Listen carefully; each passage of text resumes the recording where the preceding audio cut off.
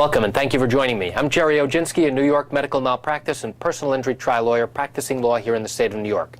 Today's topic is about developmental delays. If your child has developmental delays, you may be asking yourself, is there a reason why your child has this problem, and might you have a valid malpractice case as a result? To answer your question, we need to know a number of things. Number one, what type of prenatal care did you have? Were there any complications that occurred during the course of your prenatal care? Once we know the answer to that, then I will ask you whether there were any complications during the course of your delivery. Was it a normal spontaneous vaginal delivery? Was it a C-section?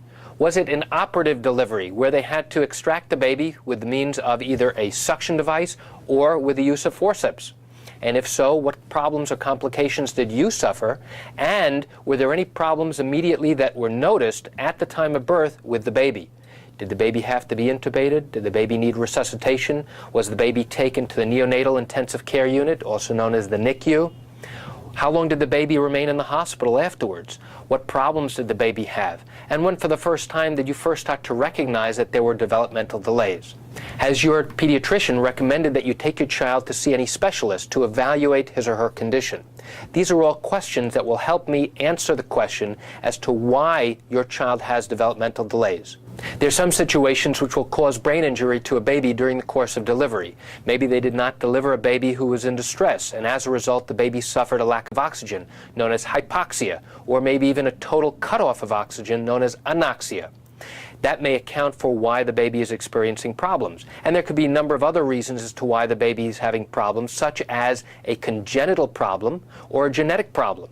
And that's why it's so important to know more details to determine and answer whether or not you might have a basis for a medical malpractice case here in the state of New York. And that's it for today's video tip about developmental delays. Thank you for joining me. I'm Gerry Oginski. Have a great day.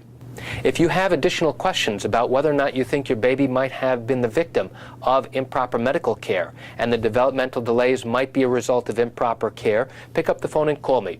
My number is 516-487-8207, or you can reach me by email at lawmed10@yahoo.com. Have a great day.